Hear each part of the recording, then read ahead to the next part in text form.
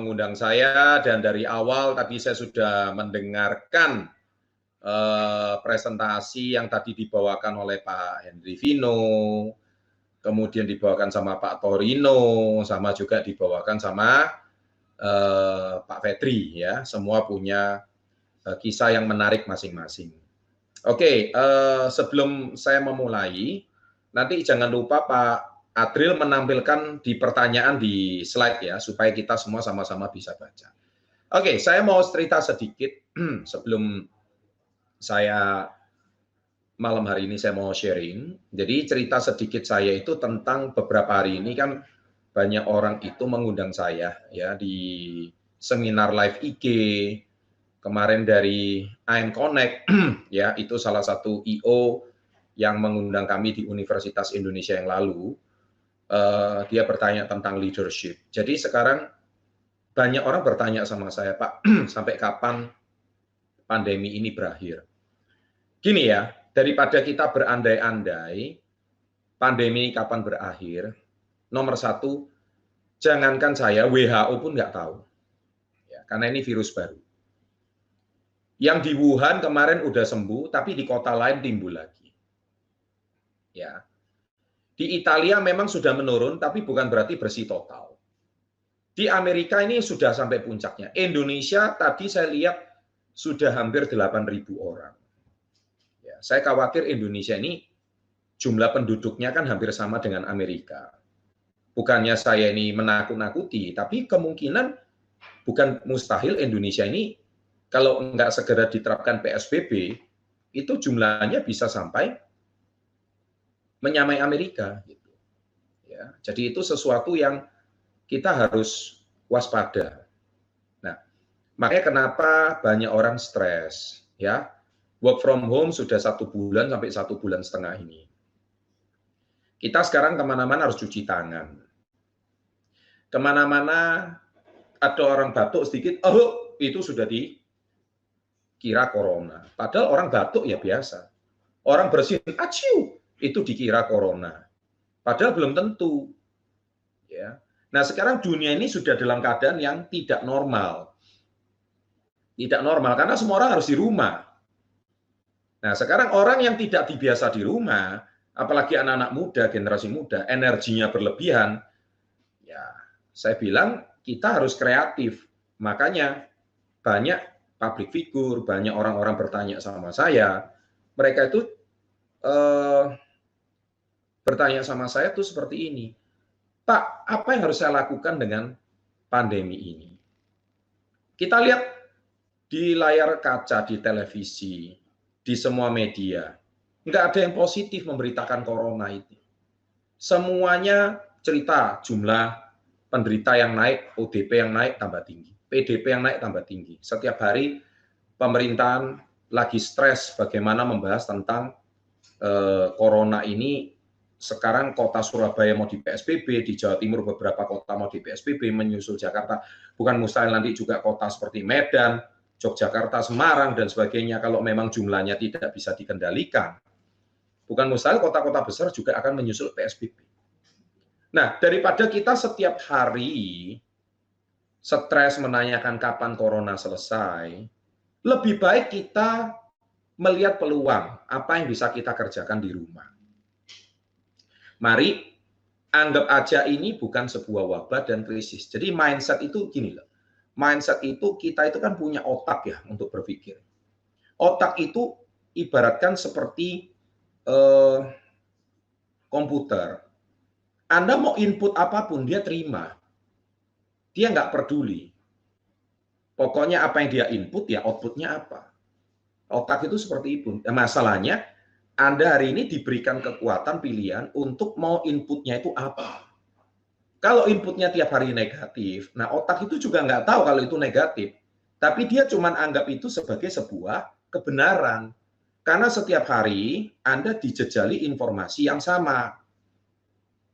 Ya. Nah, oleh sebab itu, daripada kita itu berandai-andai kapan ini selesai, ya, banyak konspirasi, teori konspirasi yang cerita tentang, ya ini ada campur tangan inilah, kemudian ada kaum elit global lah. Saya nggak mau membahas itu semua. Percuma karena apa? Saya tidak suka membahas sesuatu yang di luar kendali kita.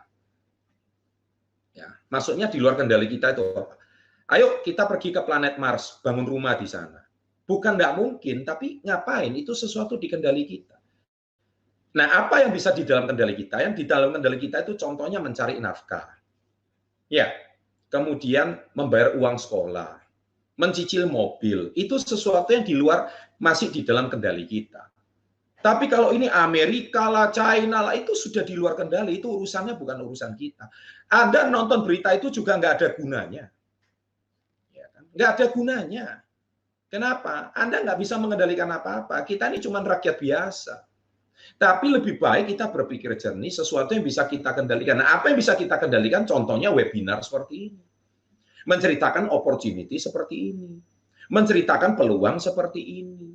Kemudian berbagi kepada sesama yang hidupnya setiap hari stres, besok itu lebaran, nggak tahu harus bayar THR gimana. Karena saya ini bukan cuma menyemangati komunitas Yes. Lusa aja saya sudah diundang di satu organisasi, namanya GCI, itu isinya pengusaha semua. Pengusaha itu di situ semua butuh motivasi. Karena apa? Karena sudah bingung, karyawannya banyak yang sudah dirumahkan, kemudian jangankan bayar THR, karyawan udah dirumahkan, pokoknya isinya setiap hari itu gemetar, stres. Karena apa? Terbiasa bisnis bekerja offline. Dan mereka nanya sama saya nasihatnya, Pak Chandra saya harus ngapain? Saya bilang, coba tukar mindset kamu. Apakah bisnis kamu sudah go digital? Terus dia tanya, digital itu apa, Pak? Loh, kok nggak ngerti digital itu apa? Berarti dia ini pengusaha lama, pengusaha offline. Yang mana cuma berharap penjualan secara fisik. Belum bisa menggunakan platform YouTube, belum bisa menggunakan platform sosial media untuk mengembangkan bisnisnya. Nah, akhirnya saya memberikan mereka sebuah motivasi. Jangan anggap ini krisis dan wabah, tanya kapan ini berakhir. Anggap ini a new normal. Saya selalu bilang, this is a new normal. Ini adalah normal yang baru, di mana anggaplah krisis ini sebagai sebuah pelajaran baru yang memang belum Anda kuasai, tapi harus Anda pelajari. Disinilah makanya saya selalu bilang, kita kadang-kadang harus thank you gara-gara corona. Gara-gara corona Anda harus belajar hal baru. Gara-gara corona kita bisa belajar hal baru. Gara-gara corona kita bisa ketemu di webinar ini. Mungkin dulu nonton YouTube SP30 setengah-setengah, sekarang bisa nonton secara full. Sekarang coba cari video-video lama saya, akhirnya baru bisa nangkep. Oh iya ya, yang dimaksud dengan Pak Chandra ini memang benar.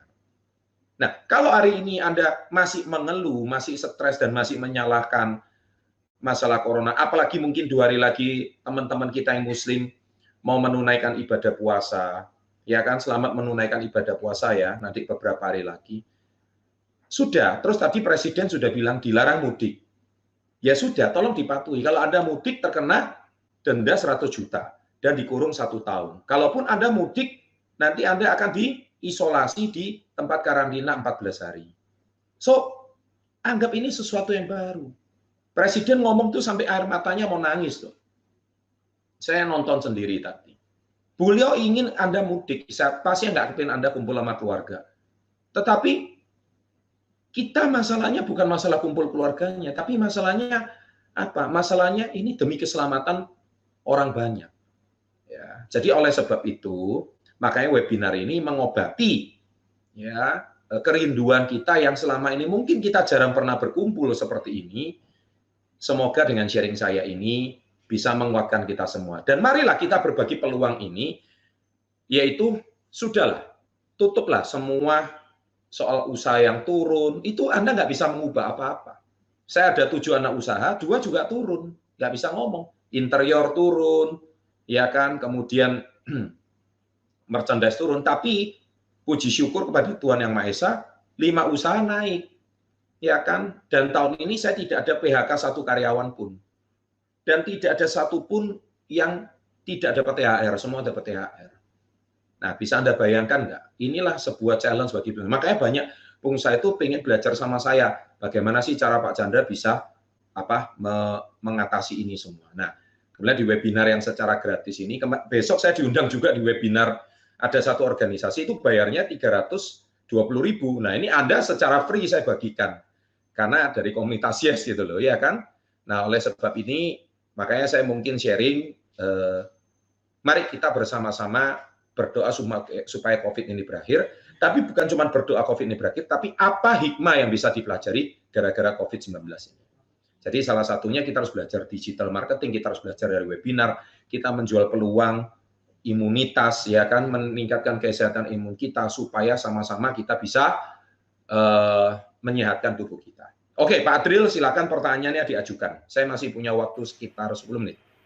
Oke, thank you Pak Chandra atas sharingnya ya. Dan bagi teman-teman yang kepingin bertanya ya, karena ini kita langsung bisa tanya jawab secara langsung dengan Pak Chandra Putranegara, founder SB30 yang punya 2 juta lebih subscriber. Ya boleh tulis di kolom komen ya, tulis kolom komen pertanyaan, nanti pertanyaan yang bagus dan bisa nanti dijawab, nanti saya tampilkan di layar, nanti Pak Chandra bisa bertanya. Oke? Ya ditampilin aja itu, Pak Adril. Lutfi Official ya, coba ditampilin Pak Adril. Ya, Pak Chandra, saya mau bertanya bagaimana untuk ikut bergabung kalau saya tidak punya modal gimana? Ini pertanyaan entah sudah berapa juta kalinya nanya ke saya. Ya, saya sudah selalu bilang, ya, nomor 1, dari mana bisnis besar itu dimulai. Ya, itu video yang sudah ditonton sampai hari ini tuh hampir 5 juta view. Bahkan saya tanya ke teman-teman dari anggota, dari Ketua MPR Pak Bambang Susatyo hari ini, istrinya pun nonton gitu, saya waktu ketemu. Ya kan? Banyak presiden. Dan nanti saya hari Minggu, tanggal 26, saya akan collaboration dengan Pak Sandiaga Uno. Ya, jadi stay tune di YouTube Live jam 1. Nanti webinarnya mulainya jam 2. Saya YouTube Live dengan Pak Sandi itu jam 1 sampai jam 2.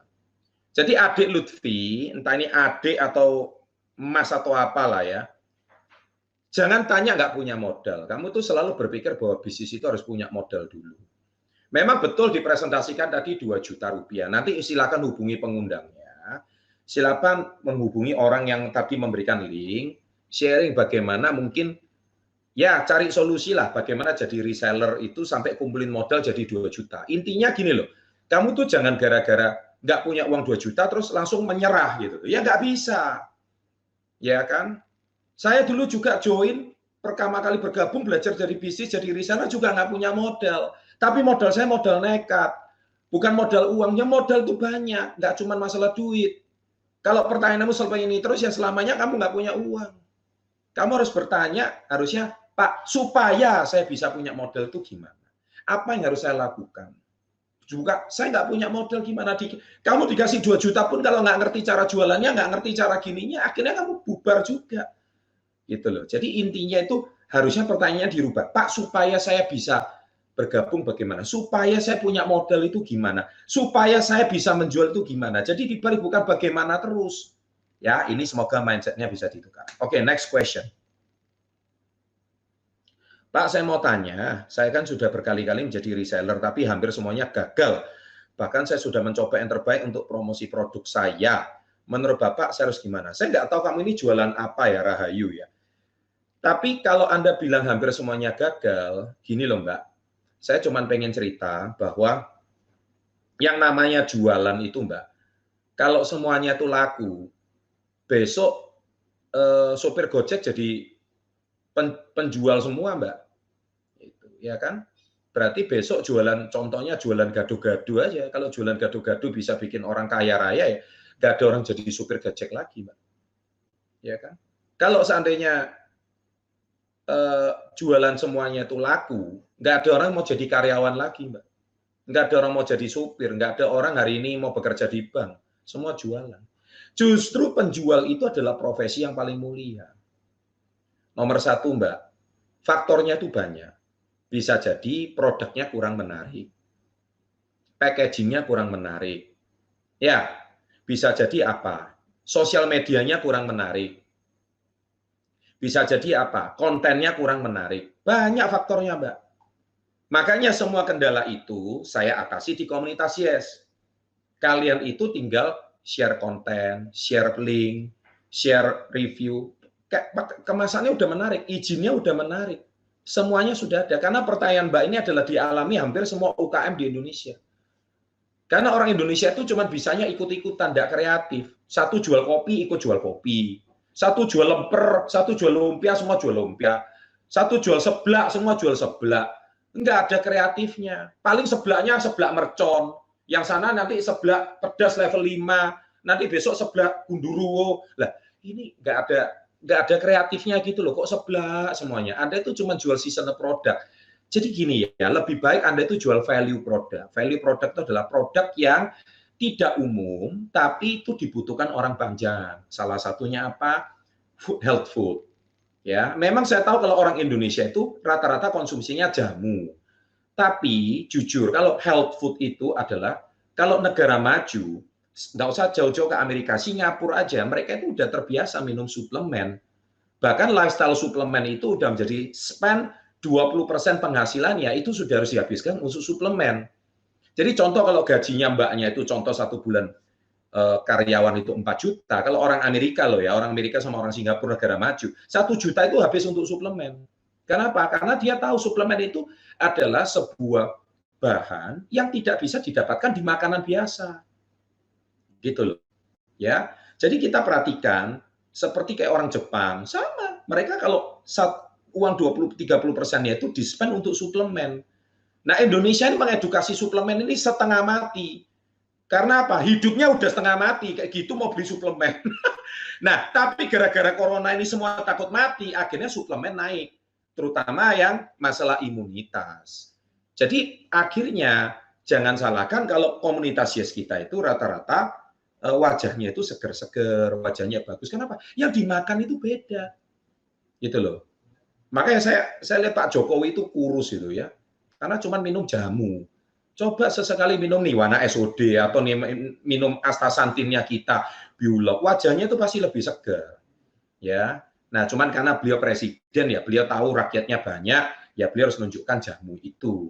Cuman menurut saya pribadi ya, kalau beliau harusnya bisa konsumsi. Karena apa? Suplemen jamu Indonesia itu bagus, cuman pasti masih ada yang kurang proteinnya. Pasti. Kemudian kurang apalagi? Kurang yang namanya asam aminonya, kurang apalagi, kurang beberapa teknologi yang pasti itu pengolahannya juga harus lebih maksimal.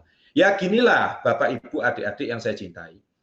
Kalau Anda itu mau hidup lebih baik, ya jelas ada harga yang harus dibayar.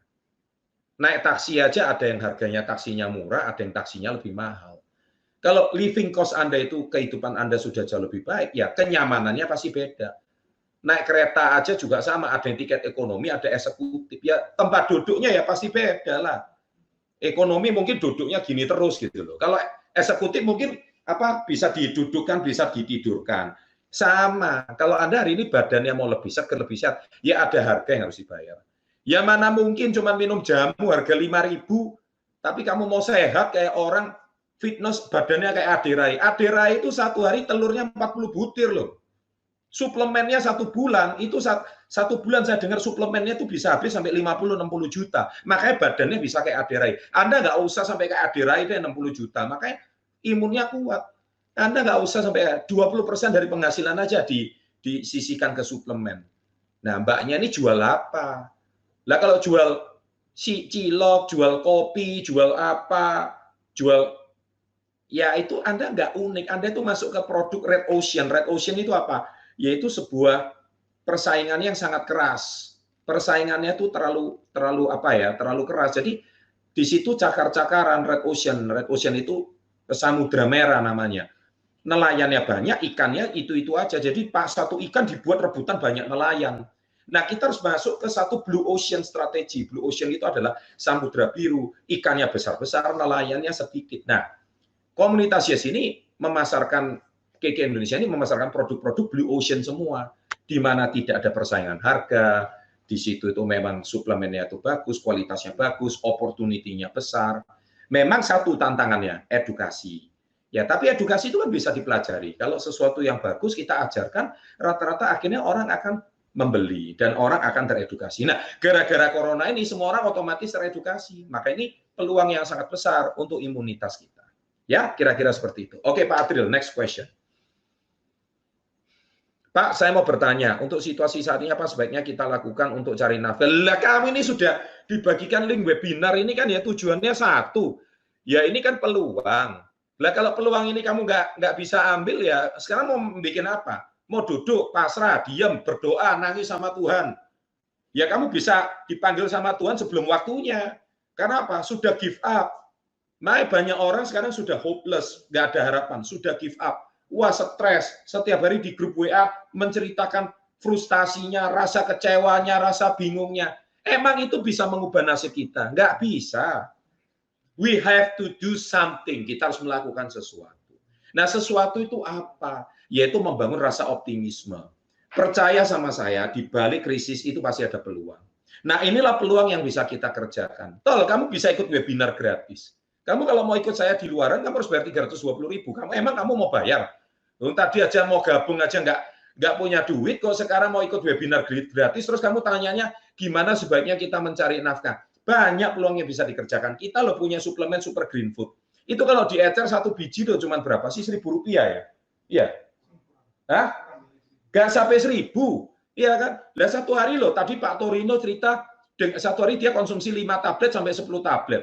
Lah 5 tablet tuh cuma 5.000. Kamu minum STMJ juga 5.000. Setiap hari minum.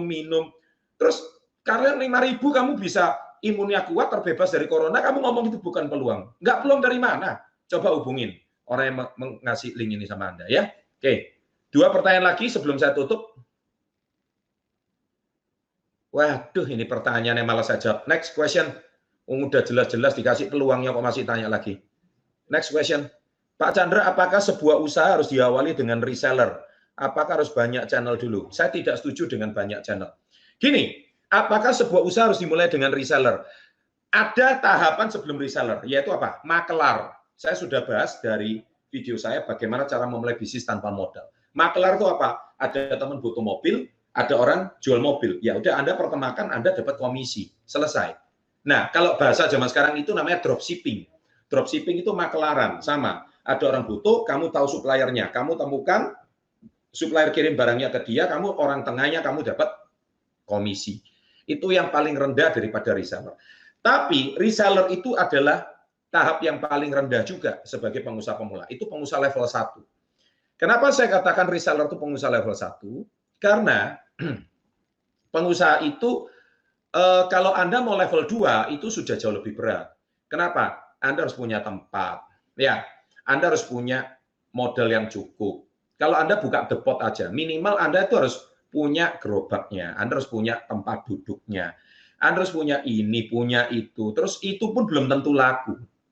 Kalaupun tempatnya nggak ada, harus sewa di mall. Nah, sekarang mall sepi. Ya kan, intinya usaha itu kalau Anda mau beli franchise-nya aja kayak sahabat saya, itu beli franchise-nya yang jual kebab Turki, mau franchise-nya apa makanan, itu sudah starting awal sudah 60-70 juta, itu yang paling kecil. Ya kalau yang sudah agak lebih mending harus punya ruko itu 500 juta, belum termasuk ini tempatnya, sewanya dan sebagainya. Lah emang kamu punya? Lah sekarang ditawarkan cuma 2 juta, terus kamu bingung. Ya kan? Nah, jadi minimal ini belajar bisnis lah. Reseller, toh Anda 2 juta Anda diberikan produk, produknya coba konsumsi dulu, kemudian setelah enak jual ke teman, jual ke saudara. Jual 2 paket kamu dapat 1 juta. Loh, sekarang mau cari usaha di mana modal kayak gini? Jual 2 paket kok sudah dapat 1 juta. Jual 4 paket sudah balik modal 2 jutanya. Kamu pakai produknya gratis.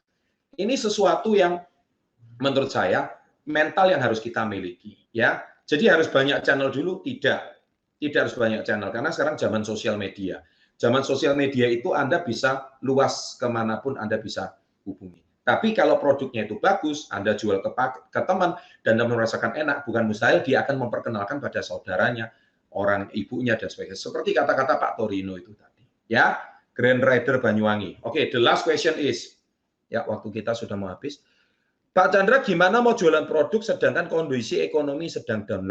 Kita kok mana? Tanya lagi pertanyaan seperti ini. Apalagi kalau di desa sulit sekali. Gini loh ya, Sam Rosid, ya, tapi kok fotonya kok wedok tuh. Itu pacarmu atau siapa itu ya? Sam, gini loh Sam, ya. Saya mau cerita ya, kamu itu jangan selalu berpikir bahwa kondisi di desa itu sulit. Murid saya itu banyak orang desa, Sam. Tapi itu silakan tulis di kolom komen itu yang namanya Wahyu itu. Ya, itu dari Semboro, Jember. Itu orang tuanya cuma petani. Ya, tapi dia bisa mengambil peluang bersama pacarnya berdua, Rizky, usaha facial. Ya, dari usaha facial bisa menghasilkan uang. Oke, dari situ jasa facial itu luar biasa. Ya, lama-kelamaan ada modal. Dari modal bisa beli produk, bisa dijual lagi. Kalau kamu selalu bilang kondisi ekonomi down, itu artinya kamu kebanyakan nonton koran, baca koran, nonton TV. Setiap hari ngomong ekonomi down. Siapa bilang koran dan TV nggak bahas? Kalau hari ini banyak miliarder baru, itu nggak pernah dibahas. Kenapa? Miliarder barunya diem-diem. Banyak orang kaya baru sekarang. Banyak, saking diem-diem. Nah, cuman itu nggak diberitakan di media. Kenapa? Orang kaya dapat keuntungan dari wabah ini banyak. Banyak sekali yang mereka bisa lihat peluang. Contohnya penjual termogan, door, kaya raya. Penjual masker, door, kaya raya. Sekarang masker udah hancur harganya. Penjual produk kita, kaya raya. Kenapa? Ini imunitas berbagi. Kalau kamu ngomong ekonomi down lah, orang nggak punya duit semua. Ya nggak punya duit itu cuma yang kamu baca aja. Banyak orang justru melihat peluang. Gitu. Ya. Jadi saya percaya hari ini, mari stop nonton berita. Stop membuat kita cemas. Tapi mari apa yang bisa kita ambil peluang. Seorang pengusaha itu harus pintar jeli melihat peluang. Apa yang bisa dikerjakan di saat kondisi krisis ini, pasti ada sesuatu yang bisa dikerjakan. Pasti ada usaha yang naik, ada usaha yang turun. Itu sudah pasti. Ada orang jatuh, bangkrut, nggak bisa bayar cicilannya, nggak bisa ini. Ada orang yang naik usahanya. Nah, itulah timing yang bisa kita kerjakan. Jadi, beberapa peluang yang bisa dikerjakan di saat pandemi ini, salah satu yang lagi tren naik daun adalah imun sistem. Bagaimana menjual produk imunitas. Ini yang lagi naik daun. Ya, dan tetap stay tune di komunitas Yes, karena nanti bulan Mei kita ada produk baru bernama vitamin Z. Itu akan menjadi suatu opportunity yang sangat besar yang bisa Anda jual. Dan di mana-mana vitamin C itu lagi kosong. Di apotek, di mana itu lagi habis vitamin C yang berkualitas. Kita akan menjual apa yang lagi dibutuhkan masyarakat. Dan niscaya nggak ada ngomong namanya ekonomi sedang down. Ekonomi down itu adalah urusan usaha-usaha besar yang mereka lagi jatuh. Ya jelas mereka ngomong seperti itu, lihat di media. Ya, tapi kalau kamu di desa apa yang down? Kamu nanam cabai ya besok tetap tumbuh kok, cabainya masih bisa dijual kok. Sekrisis-krisisnya, sewabah-wabahnya, sekoro-koronanya ya orang tetap masih makan sambel kok. Ya kamu jangan ngomong nulis kayak gitu deh, kayaknya udah pesimis banget. Makanya hindari baca koran, hindari baca media yang berlebihan, itu tambah membuat kamu stres. Oke? Ya, saya kira cukup untuk malam hari ini. Terima kasih Pak Adril atas undangannya.